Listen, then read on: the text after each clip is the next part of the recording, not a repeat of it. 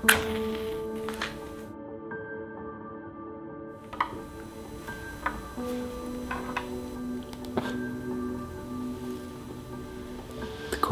so v tišini na skrivaj, v temnih katakombah sveto Evharistijo obhajali prvi kristjani. Tvegali so svoje življenje, tako kot ga tudi danes tvegajo preganjeni kristjani samo 3000 km stran. Ampak kako to, da oni tvegajo svoje življenje, jaz pa v nedeljo zjutraj ležim v postelji in razmišljam, ali bi šel k sveti maši, ali bi rajše spal ene pol ure. Kaj oni vidijo? A je kakšna razlika v sveti maši pri njih ali pa pri nas? Ne. Sveta maša je čist enaka.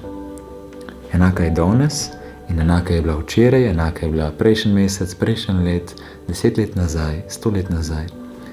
Enaka sveta maša kot 2000 let nazaj, ko je Jezus na veliki četrtek postavil sveto Evharistijo, ko je vzel kruh in rekel, glejte, ta kruh, to je moje telo, to vino, to je moja kri in jaz to dajem za vas, zate, za tvoje življenje.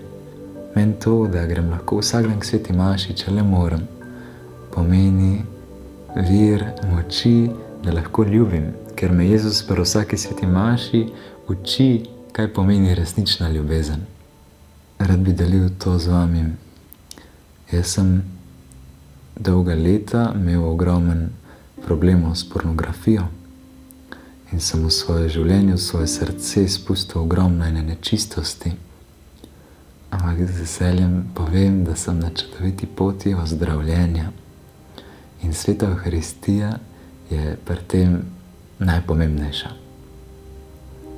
Ker Jezus res sprejme nase vso mojo grešnost in mi da novo srce, ker vsakič znova daje sam sebe. Sveti Frančišek je rekel,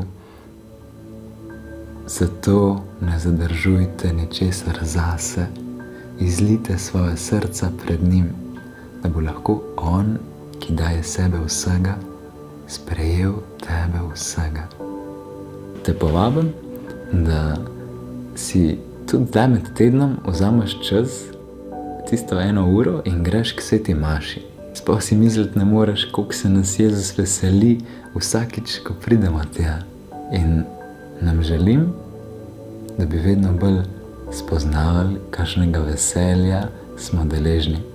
Sveti Janez Marija Vianney, arški župnik, je rekel, da če bi mi razumeli, kaj se dogaja pri sveti maši, bi umrlo od veselja.